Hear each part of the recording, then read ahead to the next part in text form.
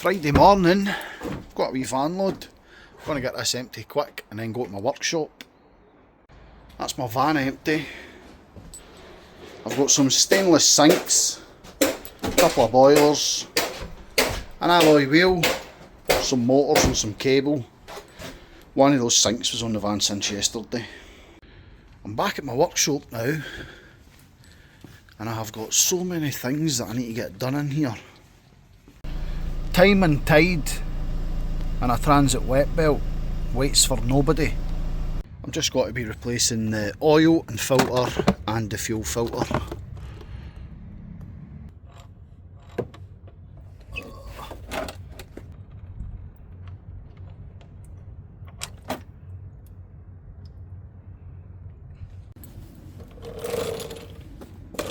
This is the worst bit now. Trying to get the oil out here and into there without spilling any.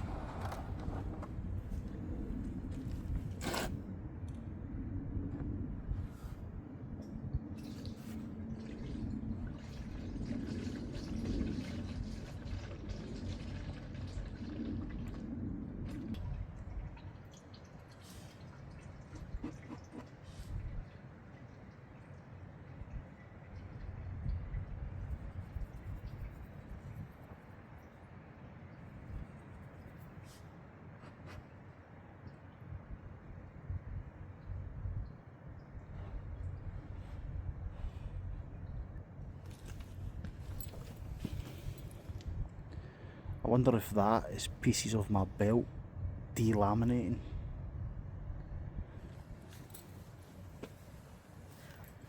This wasn't entirely clean before I started.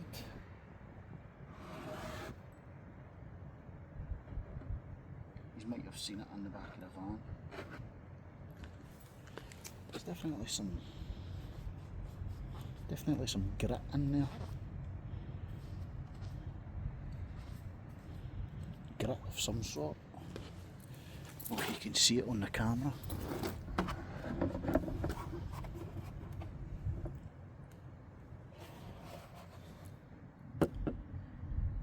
Can you see it?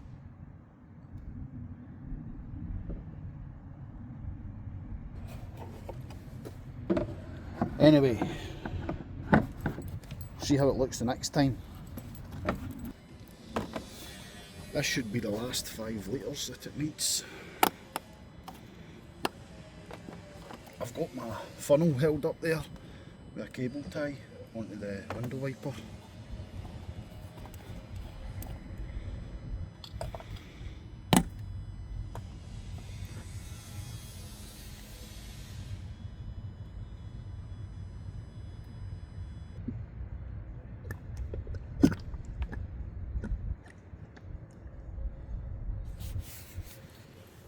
That's about half of it. Let me check the dipstick just to make sure I don't put too much in.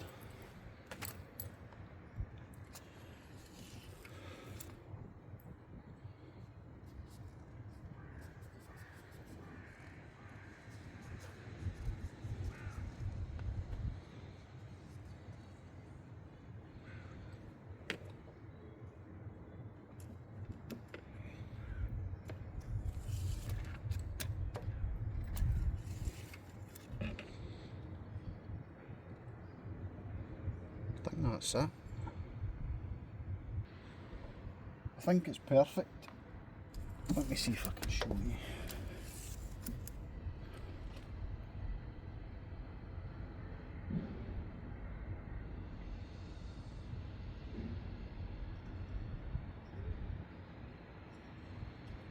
It's hard to see, but I think it's right about there.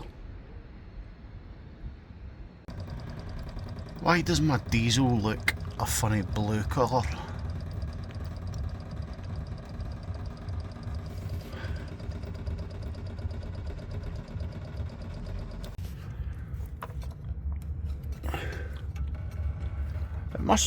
It must just be the light, because it looks blue when it comes out there, but when you put it in the cup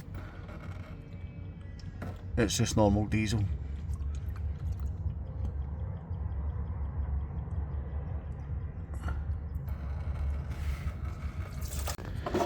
that filter was definitely due to get changed. That's the van running again. That should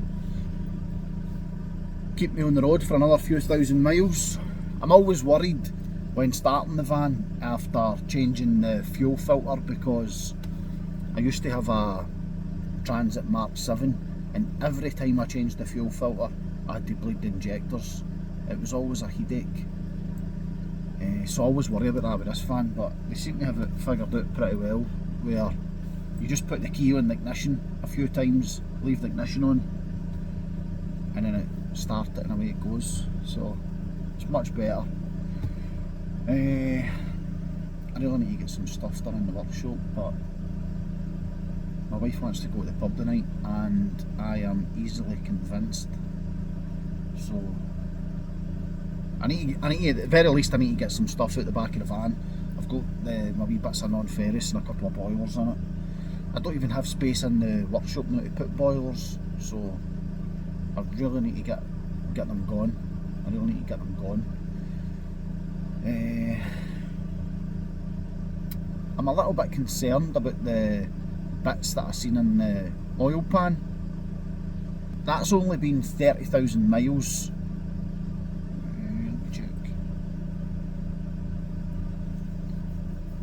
That's been 40,000 miles, 38,000 miles, so 40,000 miles since I changed the timing belt. And I never miss an oil change. It looks like there's little bits of the belt in the oil, so that's concerning. But we'll see how it goes, and I'll check it again on the next oil change.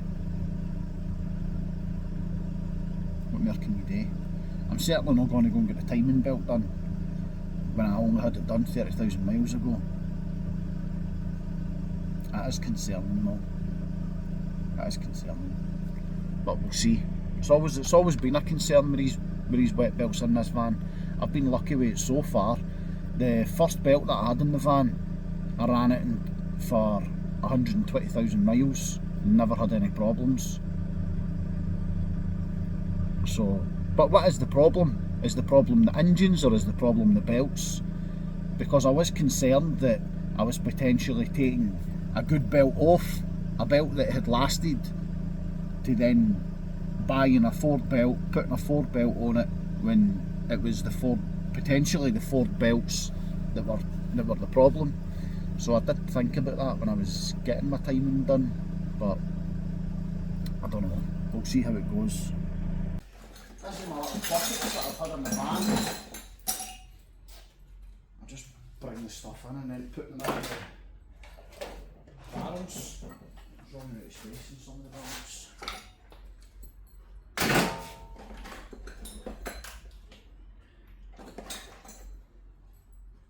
A lot of these little motors, small ones like that, although they're copper, I don't think it's worth the effort trying to get the copper out of them. Same with that one.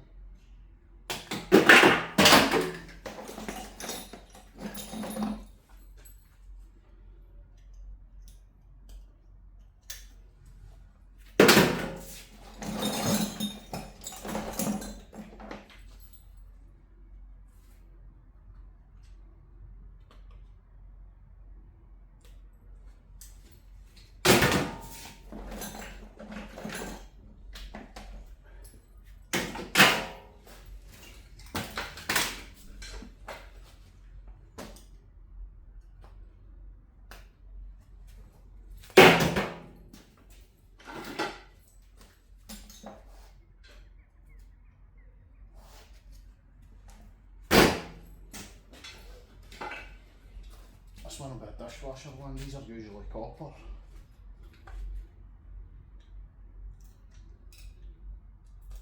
Yes.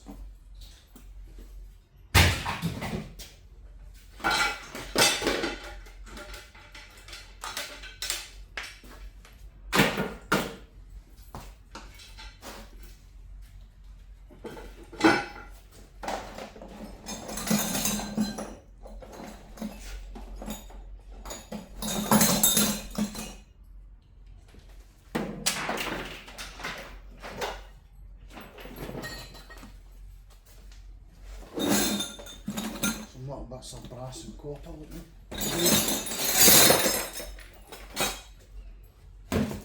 Right.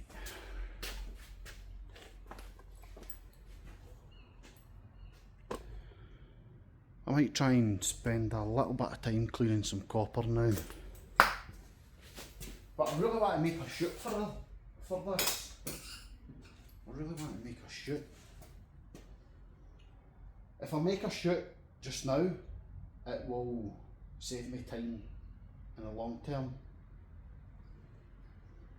I might try that.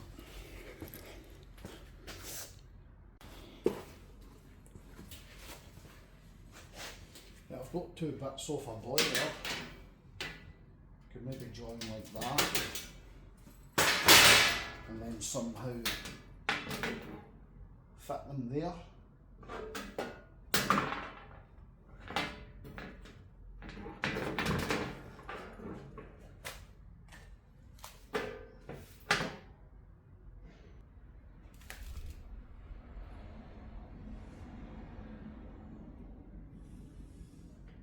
I'll cut that off.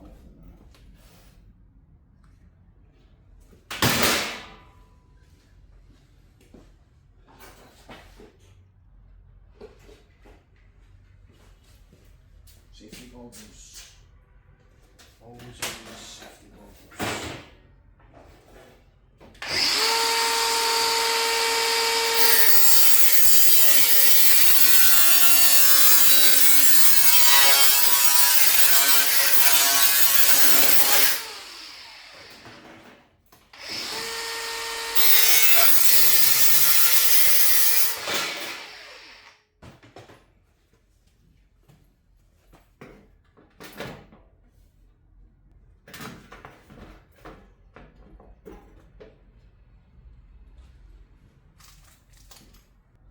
Why would it be in the centre?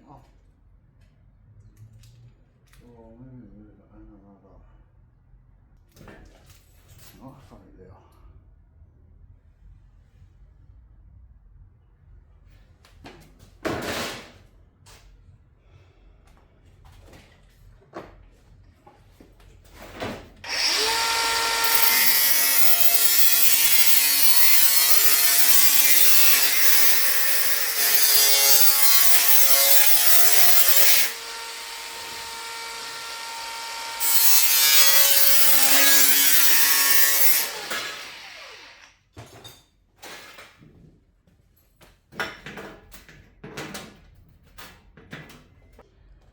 Something like that.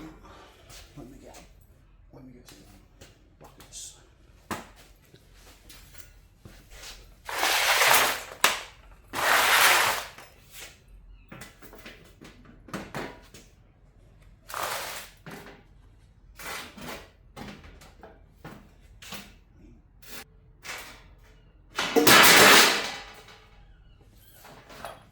I need to straighten it up.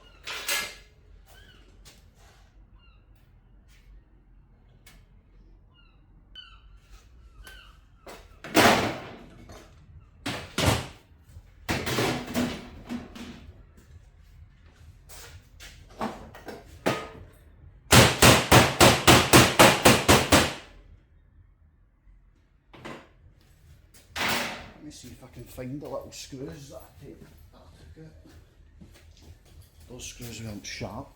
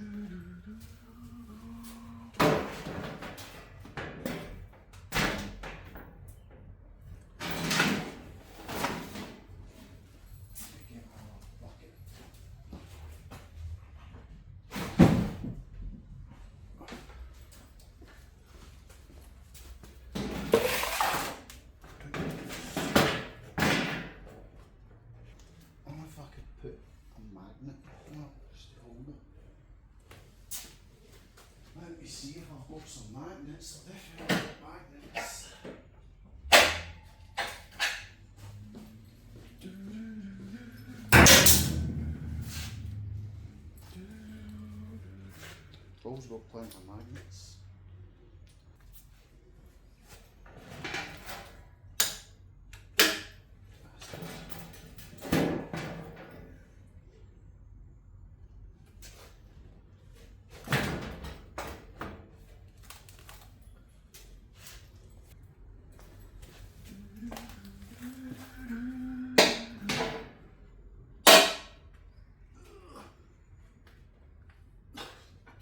Can't move the magnet, it's so sticky.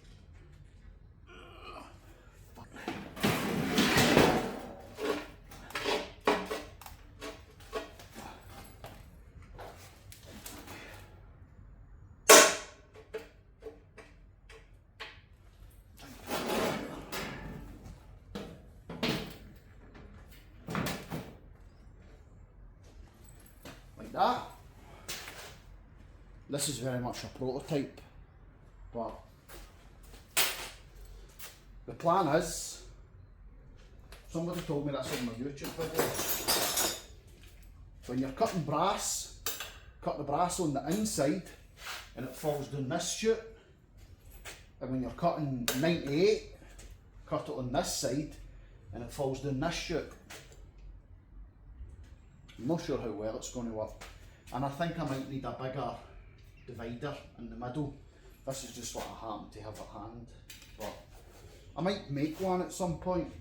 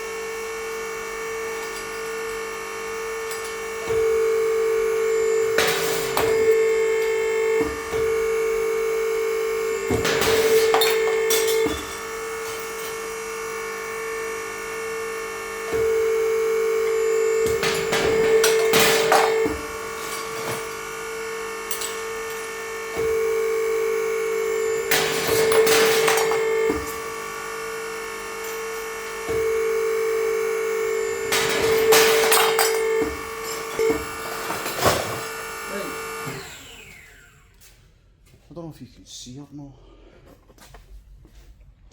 Could you see? It's been working.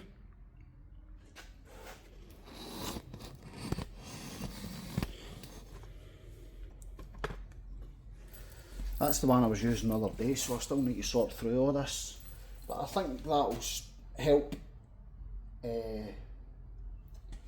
That'll help cut out all the separating.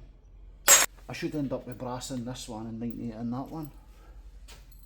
And it's just stuck on the magnets. So, and if that thing works, I'll probably never replace it now, to be honest.